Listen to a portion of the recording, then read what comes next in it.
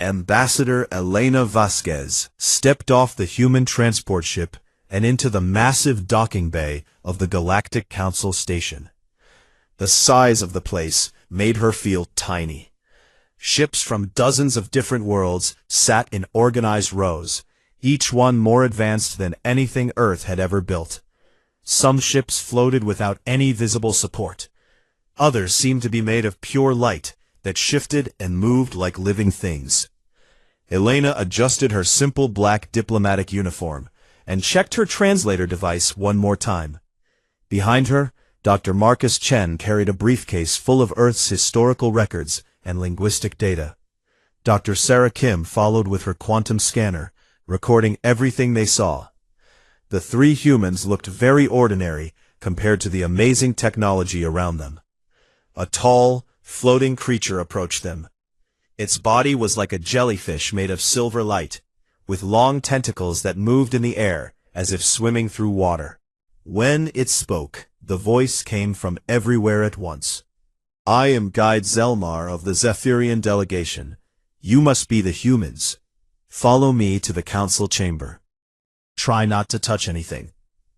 The tone was polite but cold. Elena could hear the lack of respect in those words. She had expected this.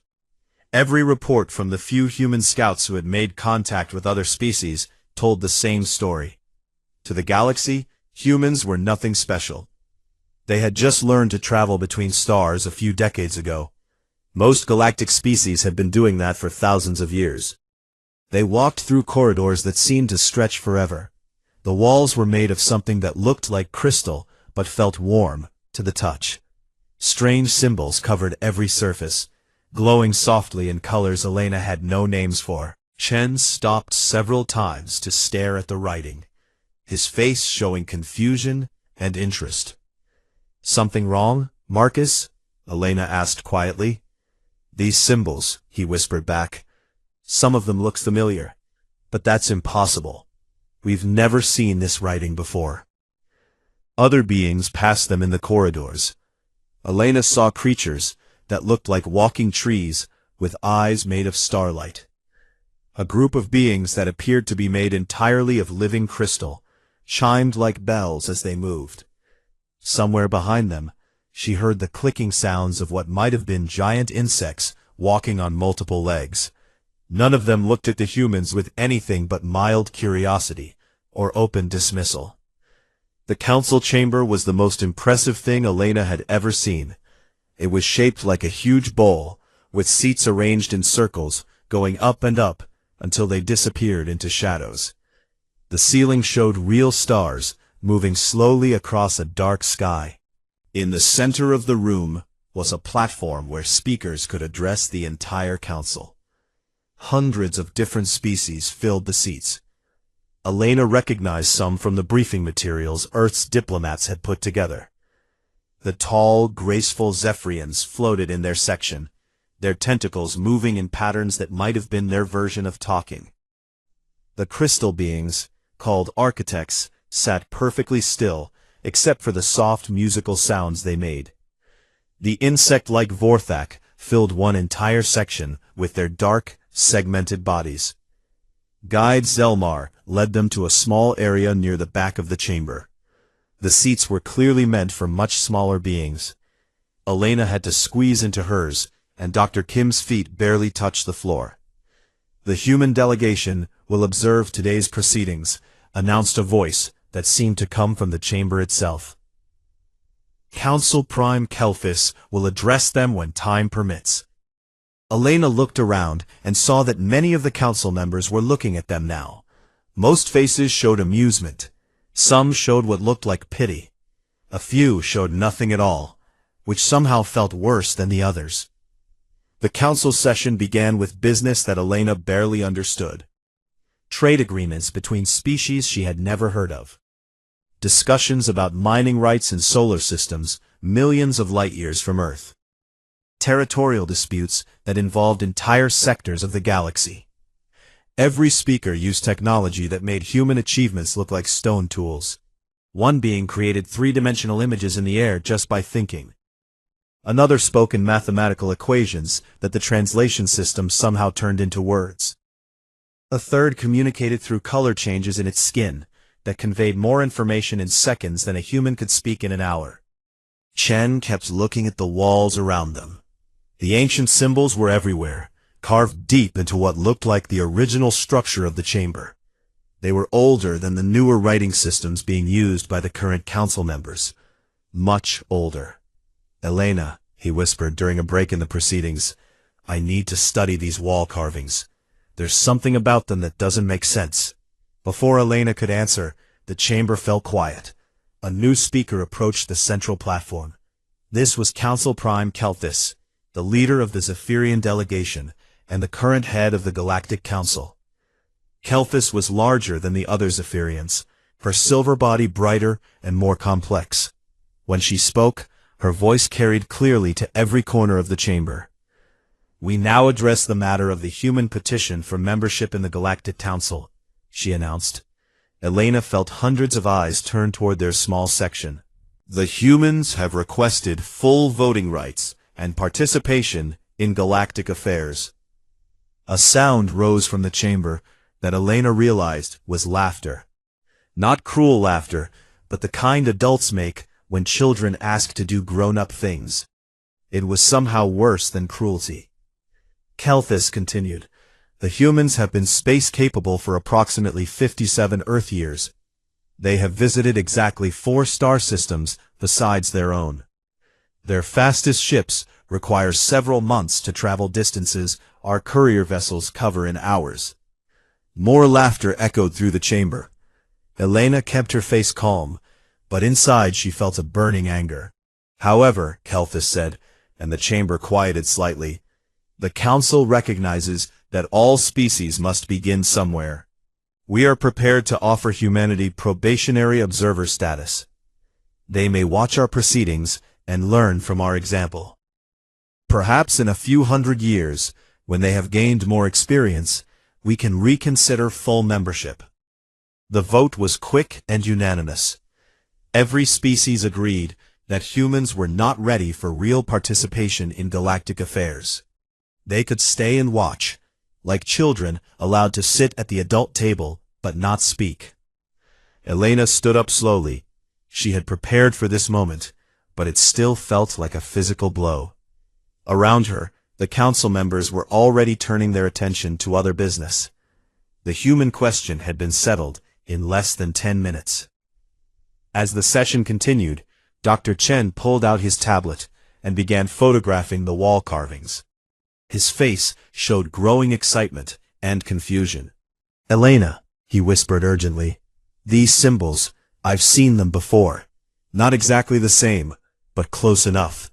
Some of these patterns appear in the oldest archaeological sites on Earth." Elena looked at him with surprise. "That's impossible. These carvings are alien." "That's what I thought too," Chen replied. "But impossible or not, there are connections here, and I think we need to figure out what they mean." The first day at the Galactic Council was over. Humanity had been dismissed as unimportant newcomers. But Dr. Chen's discovery suggested that maybe, just maybe, things were not as simple as they appeared. 3 days passed on the Galactic Council station, and each day brought new humiliation for the human delegation. Their quarters were located in the oldest section of the station, where the gravity generators worked poorly, and the air recycling systems made strange noises. The rooms were clearly designed for beings much smaller than humans, forcing Elena and her team to sleep on beds that were too short and sit at tables that were too low. The meal dispensers in their section provided only the most basic nutritional paste, flavorless and gray. When Dr. Kim asked about getting food more suitable for human digestion, the Zephyrian administrator looked surprised that they had special dietary needs at all. "All civilized species adapted to standard galactic nutrition centuries ago," the administrator explained with the patience of someone talking to a slow child. "Perhaps humans will evolve better digestive systems in time." Elena watched other delegations come and go from the main conference areas. They held private meetings in elegant chambers filled with comfortable seating and advanced communication equipment. Meanwhile, humans were assigned time slots for their presentations during what were clearly the least important hours of the council day. The Vorthak delegation found particular amusement in humanity's predicament. Elena overheard one of them clicking to another in their insect language while pointing at her team. The translator device caught fragments, primitive locomotion, and chemical-based thinking processes. Dr. Chen spent most of his time studying the ancient wall carvings throughout the station. He photographed everything he could find and ran linguistic analysis programs on his portable computer. The more he studied, the more excited and confused he became. "Elena, you need to see this," he said on the third evening, spreading printouts across the tiny table in Elena's quarters. These symbols appear in 17 different locations throughout the station. They're not decorative, they're systematic. And look at this. He showed her a comparison chart on his tablet. On one side were the alien symbols from the station walls. On the other side were symbols from Earth's oldest archaeological sites. Cave paintings from Africa, stone carvings from South America, mysterious markings found in underwater ruins. "The patterns are too similar to be coincidence," Chen continued. "It's like these alien symbols are the parent language for some of humanity's oldest writing systems." "But that would mean," Elena started, "that would mean humans have encountered this writing before, a long time ago." Dr. Kim looked up from her own work. She had been analyzing energy readings from around the station with her quantum scanner. "Marcus isn't the only one finding strange connections. Look at this energy signature data." She projected a hologram into the air above their table.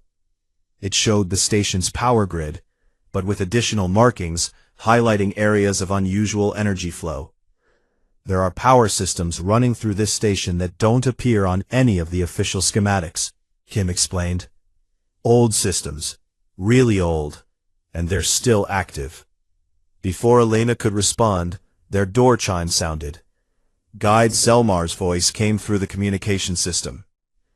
"The human delegation is requested in council chamber immediately. Council Prime Kelthus wishes to address you." Elena felt her stomach tighten. Unscheduled council sessions usually meant bad news. She and her team quickly gathered their materials and followed Zelmar through the corridors to the main chamber. When they arrived, Elena was surprised to find the chamber only half full.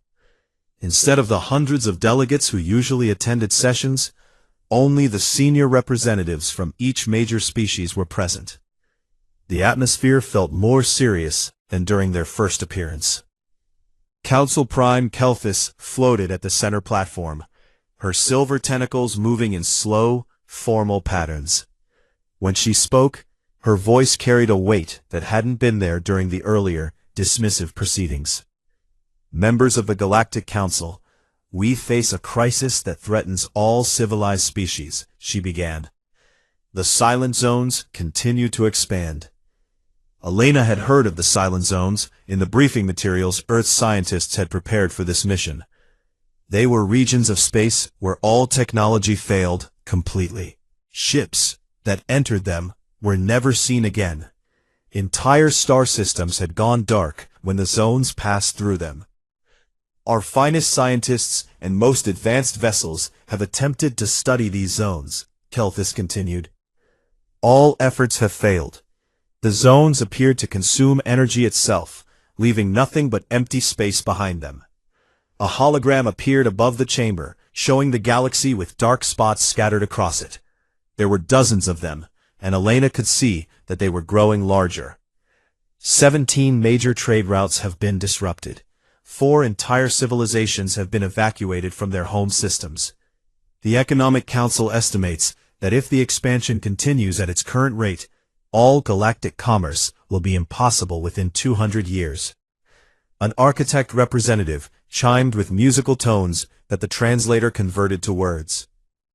"The zones resist all investigation. They appear to exist outside normal spacetime. Our best theories suggest they are artificial, but we cannot determine their purpose or origin. A Vorthak clicked rapidly. Whatever created them used technology far beyond our understanding. We have consulted every database, every historical record, every fragment of ancient knowledge in the galaxy. Nothing explains how they were made or how they can be stopped. Elena felt the weight of all those alien eyes turning toward the human section. Council Prime Kelthus spoke again, and Elena realized why they had been called to this session. The Council has decided to offer humanity an opportunity, Kelthus announced. If your species can solve the crisis of the Silent Zones, we will reconsider your application for full membership. Elena heard quiet laughter from some of the delegates. The offer was clearly meant to be impossible to fulfill.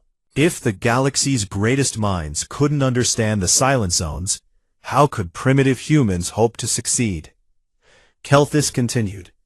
You have access to all our research data. You may use any council facilities you require. If you can provide a solution that stops the expansion of the Silent Zones, humanity will be granted full voting rights in the Galactic Council immediately. Elena stood up slowly. She could feel the amusement radiating from most of the council members. They were offering humans a chance to try what everyone knew was impossible. When humans failed, it would prove once and for all that they didn't belong among the galactic powers. We accept the challenge, Elena said clearly. More laughter echoed through the chamber. One of the Vorthak clicked something that the translator rendered as amusing confidence. You have 30 standard days. The council will reconvene then to hear your findings. As the session ended and the delegates began to file out of the chamber, Elena heard fragments of conversation. The general consensus seemed to be that humans would waste 30 days and then admit defeat. Some delegates were already discussing what consolation prize to offer humanity when they failed. Dr. Chen leaned close to Elena as they left the chamber. This might not be as impossible as they think, he whispered. What do you mean? I've been studying the energy signature data Kim collected and comparing it to the wall symbols. Elena, I think the Silent Zones aren't random. They're following a pattern, and I think that pattern is described in the ancient writing on these walls. Elena felt a chill run down her spine. You think whoever built this station knew about the Silent Zones? I think whoever built this station might have created them. As they walked back to their quarters, Elena noticed Dr. Chen stopping to photograph more wall carvings. Dr. Kim was taking energy readings from every surface they passed. Both of her team members had the intense focus of scientists who had found something important. Elena realized that the council members laughing at humanity's chances might be in for a surprise. If Chen was right about the connections he was finding, then humans might be the only species capable of solving the Silent Zone crisis. The real question was whether they could figure out the truth in 30 days. That night, Elena lay on her too-short bed and stared at the ceiling. Tomorrow, they would begin the most important investigation in human history. The fate of their species' place in the galaxy depended on solving a mystery that had stumped the galaxy's greatest minds for decades. But for the first time since arriving at the station, Elena felt a spark of hope. Dr. Chen's discoveries suggested that humans might have a connection to whatever ancient civilization had built the original parts of the station. If that was true, then maybe humanity wasn't as primitive and disconnected from galactic history as everyone believed. Outside their window, the stars wheeled slowly across the darkness of space. And somewhere among them, the Silent Zones continued their inexorable expansion. Dr. Marcus Chen had not slept for 2 days. His small quarters were now covered with printouts, photographs, and tablet screens showing linguistic analysis data. Coffee cups from the station's human-compatible dispensers sat empty around his workspace, evidence of his desperate attempts to stay awake and focused. Elena found him hunched over his computer at 3 in the morning, station time. His hair was messy, and his eyes were red, but his face showed an excitement she had never seen before.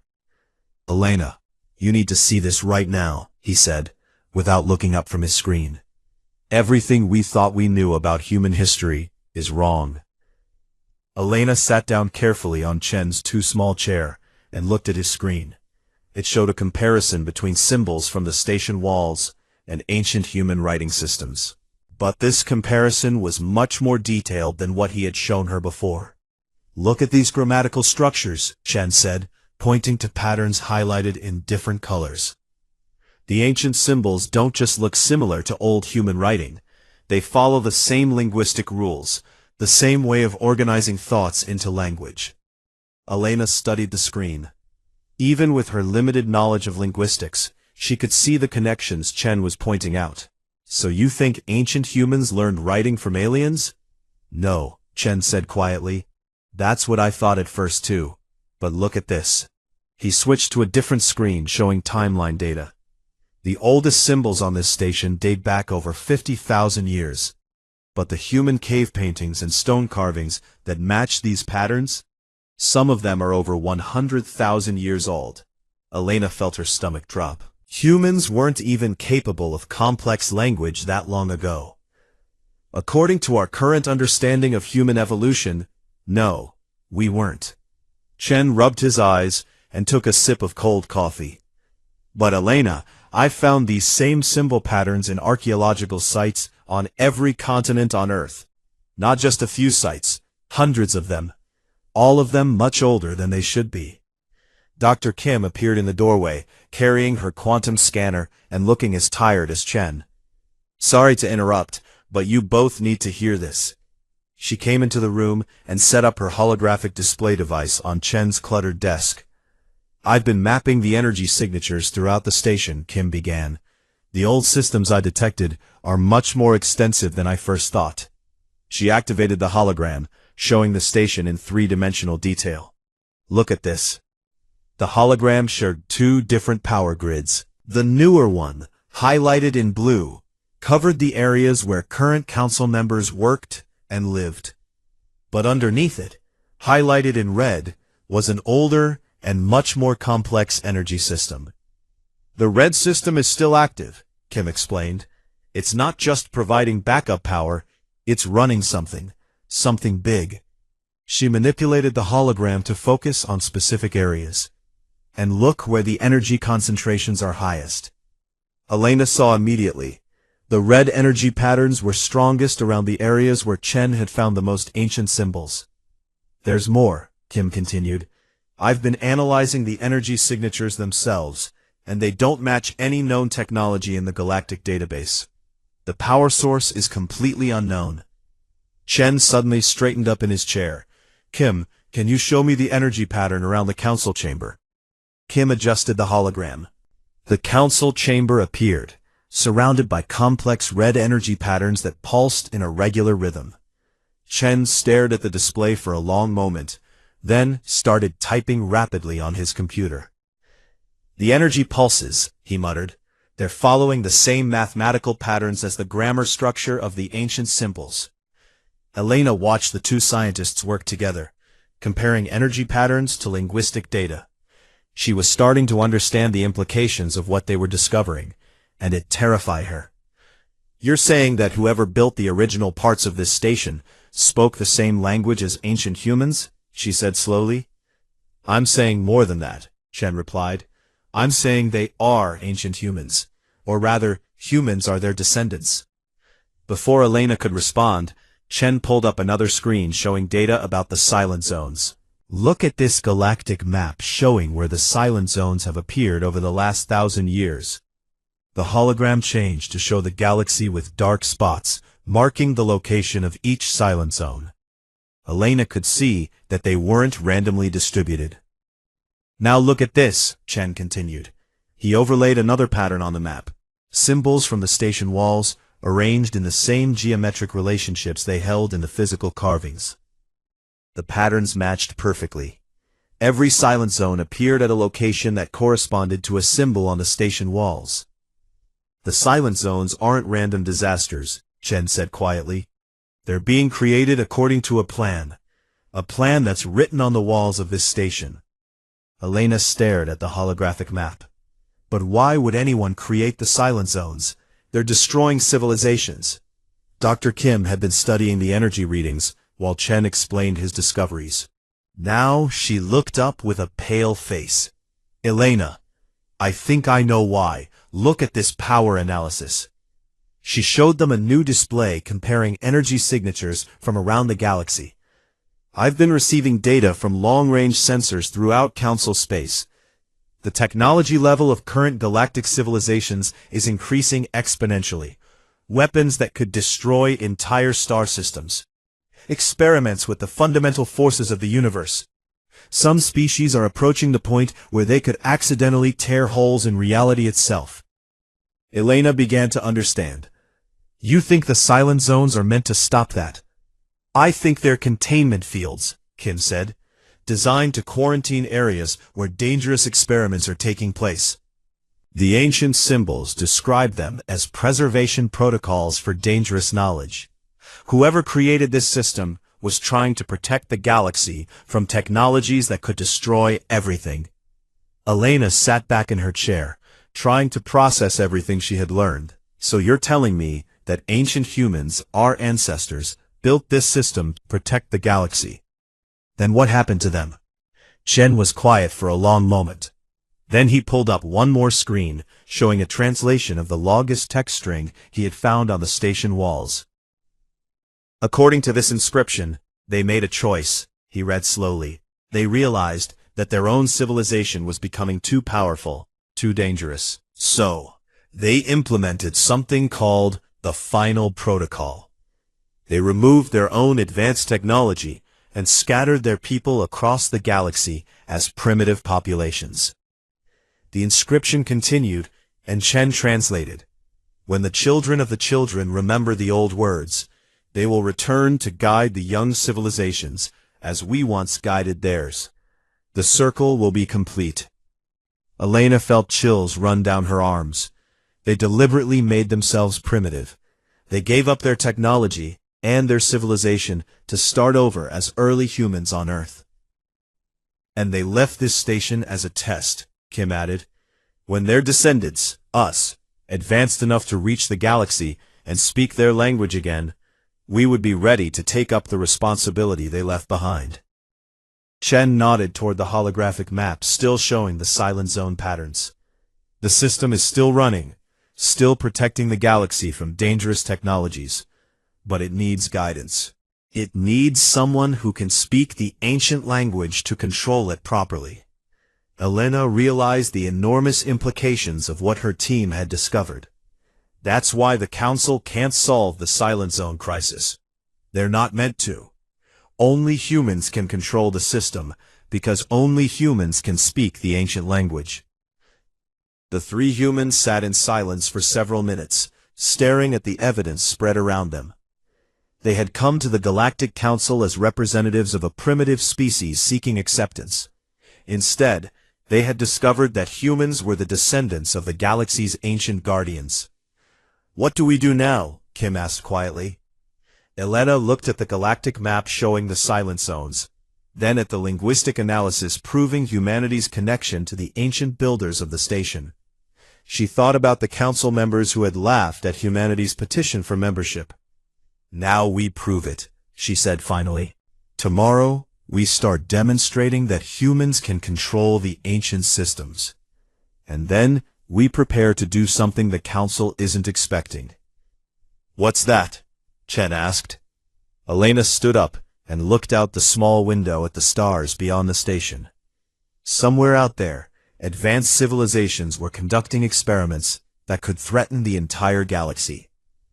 The ancient preservation system was still working to contain them, but it needed active guidance. We prepare to turn down their offer of membership, she said. Because humanity doesn't need to join the Galactic Council. We built it. Outside their quarters, the ancient systems hummed quietly through the station's walls, waiting for the return of their creator's children. Elena Vasquez stood outside the council chamber doors, her heart beating faster than she had ever felt it beat before. In her hand, she held a small device that Dr. Chen had programmed with pronunciation guides for the ancient language.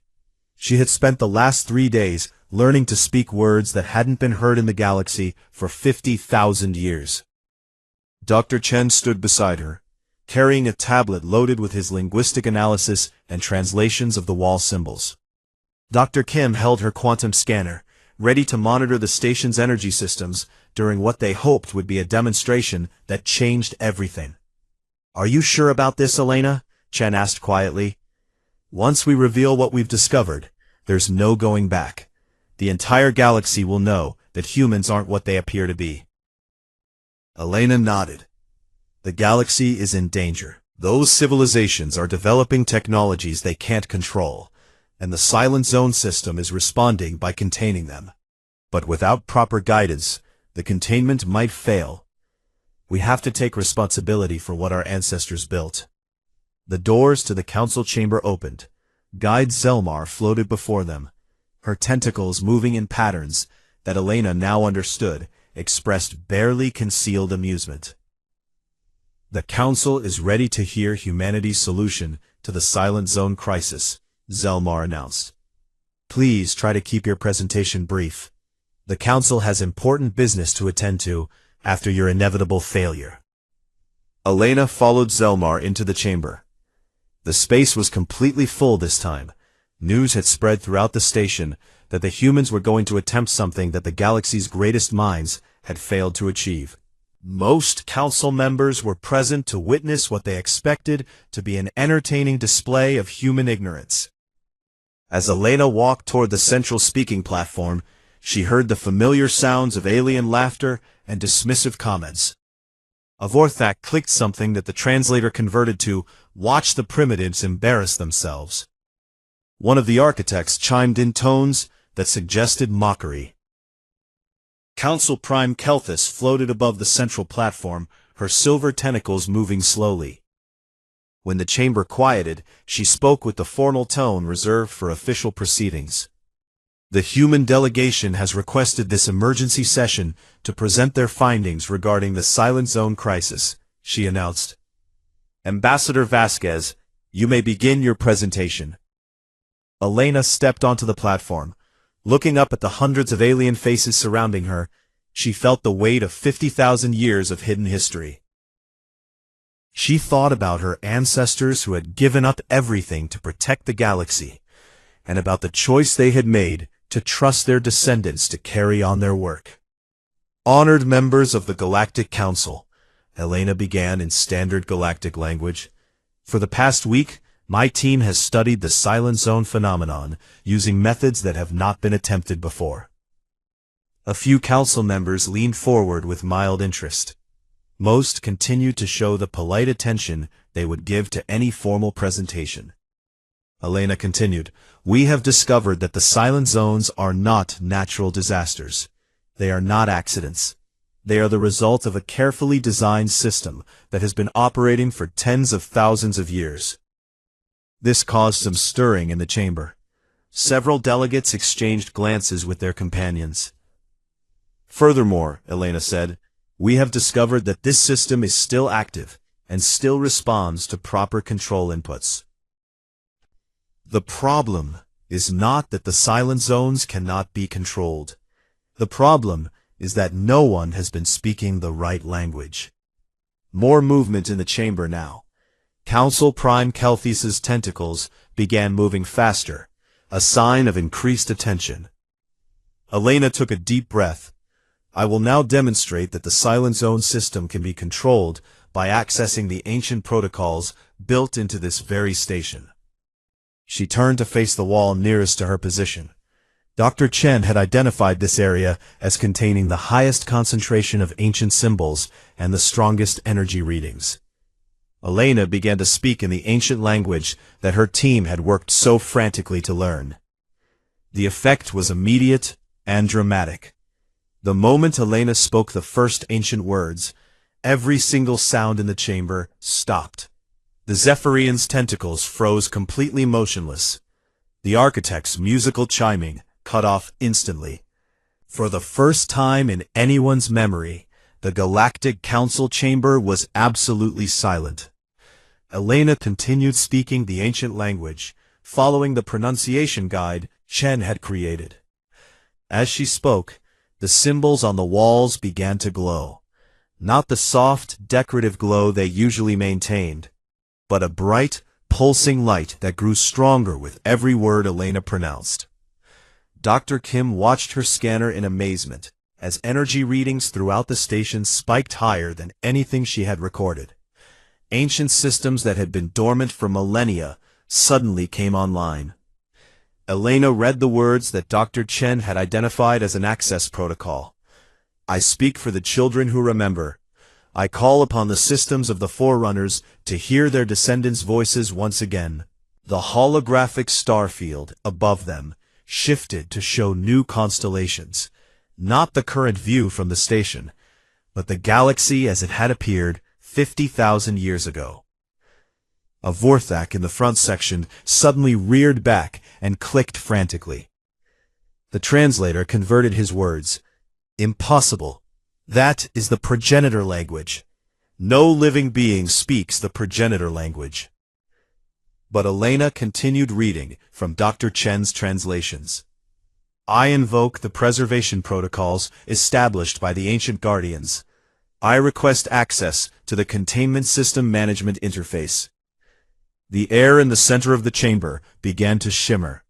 A three-dimensional display appeared above the speaking platform, showing the entire galaxy with every silent zone marked clearly. But now, additional information was visible.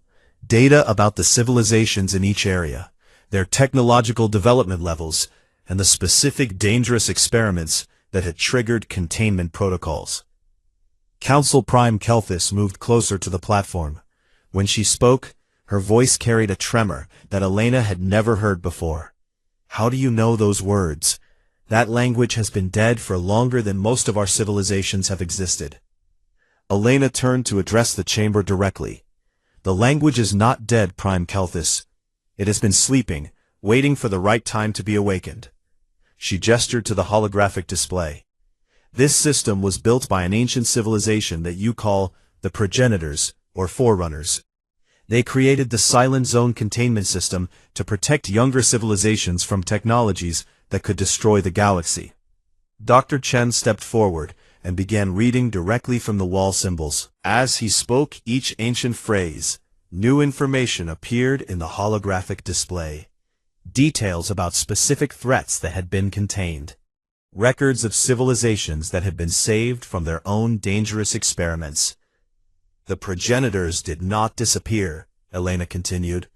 They made a choice to preserve the galaxy by sacrificing their own advanced civilization. They scattered themselves across the stars as primitive populations, trusting that their descendants would one day return to continue their work. Elena paused and looked directly at Council Prime Kelthis. We are those descendants. Humans are not a primitive species that recently achieved spaceflight. We are the children of the ancient guardians, returning to claim our inheritance. The silence in the chamber was complete. Elena could see that many of the council members were staring at the holographic display with expressions of shock and recognition. The data being shown included historical records that confirmed details their own civilizations had forgotten or never knew. One of the architects chimed a single clear note. The translator converted it simply, truth. Elena spoke again in the ancient language, following the protocol Chen had taught her for accessing the containment system controls. I request permission to adjust the preservation protocols according to current galactic conditions. The holographic display changed to show control interfaces. Elena could see status indicators for every silent zone, along with options to modify their boundaries, adjust their effects, or even deactivate them completely. The silent zones can be controlled, Elena announced to the chamber. They can be reduced in size to affect only the specific areas where dangerous experiments are taking place. They can be modified to allow safe evacuation of civilian populations while maintaining containment of hazardous technologies. She turned to face Council Prime Kelthis directly. The crisis can be solved, but not by your technologies or your science. It can only be solved by the species that built the system in the first place. Elena looked around the chamber at hundreds of alien faces showing expressions she had never seen before. The mockery and dismissal were gone completely, replaced by something that looked like awe and perhaps fear. Humanity did not come here to join your council, Elena said clearly. We came to reclaim our responsibility as guardians of galactic civilization. The question now is whether you are ready to accept the return of the ancient protectors. The chamber remained absolutely silent. In that silence, Elena could hear the soft humming of ancient systems awakening throughout the station, ready to serve their creator's children once again. The silence in the council chamber stretched for what felt like hours. Elena stood at the central platform, surrounded by the glow of ancient symbols and the holographic display showing humanity's control over the galaxy-spanning containment system. Hundreds of alien faces stared at her with expressions ranging from shock to fear to something that might have been reverence. Finally, Council Prime Kelthis moved closer to the platform. Her tentacles, which had been completely motionless since Elena began speaking the ancient language, now moved in slow, careful patterns. The evidence is undeniable, she said quietly. Her voice carried to every corner of the chamber, but it lacked the confident authority it had held just minutes before. The systems respond to human commands. The language patterns match our oldest historical records of progenitor communications. Dr. Chen stepped forward and gestured to his tablet. Prime Kelthis, we have identified over 300 separate control protocols built into this station's ancient systems. Every major function of galactic civilization, trade routes, communication networks, even the basic laws of physics in developed space. All of it was originally designed and implemented by the civilization that became humanity. One of the Vorthak representatives clicked rapidly. The translator converted his words. This explains the archaeological mysteries, the impossible artifacts found on worlds throughout the galaxy. The technological leaps that our ancestors claimed came from divine inspiration. Elena nodded. Your civilizations developed by following the foundations that the forerunners left behind. They designed your evolutionary paths, guided your technological development, and prepared you to eventually become part of a galactic community. An architect chimed with musical tones that conveyed deep thoughtfulness. The ancient ruins on our homeworld. The mathematical principles that seem to exist independently of discovery. Our ancestors called it the Song of Creation. But it was not creation, it was cultivation. Elena looked around the chamber, seeing understanding dawn on more and more faces. The forerunners didn't abandon the galaxy. They planted themselves within it, choosing to experience growth and learning from the perspective of younger species. But they always knew that eventually their descendants would return to take up the responsibility of guidance. Council Prime Kelthis floated closer to the holographic display, showing the Silent Zone controls. If humans can control these containment systems, then the crisis threatening our trade routes can be resolved, Elena finished, but not in the way you might expect. She manipulated the controls with spoken commands in the ancient language. The display zoomed in on several active silent zones, showing the specific threats they were containing. Zone Sigma 7 is containing a civilization that has developed weapons capable of igniting stellar cores, Elena explained. Zone Delta 3 is surrounding a research facility where scientists are trying to access parallel dimensions without proper safeguards. Zone Gamma 12 is preventing the spread of a technology that could turn entire planets into computing devices, destroying all life in the process. Dr. Kim stepped up with her scanner readings. The containment isn't just stopping these civilizations from expanding outward. It's protecting them from their own dangerous experiments while they learn to control their technologies safely. Elena turned to address the full council. The silent zones will remain active, but under human guidance, they can be managed more precisely. Civilian populations can be safely evacuated. Essential resources can be allowed to pass through. The containment can focus specifically on the dangerous technologies while allowing normal life to continue. And what does humanity require in return for this guidance? Asked a Zephyrian delegate, his voice carefully neutral. Elena had expected this question. Humanity requires nothing from the Council. We are not here to rule over other species or demand tribute. We are here to fulfill the responsibility that our ancestors accepted 50,000 years ago. She paused and looked directly at Council Prime Kelthus. However, we must decline your offer of membership in the Galactic Council. This statement sent ripples of surprise through the chamber. Several delegates exchanged shocked glances. You decline? Kelthus asked. After demonstrating your species' true heritage? Elena nodded. The Galactic Council was created to govern the relations between peer civilizations. But humanity is not a peer civilization. We are the parrot civilization, returning to guide our children through dangerous times.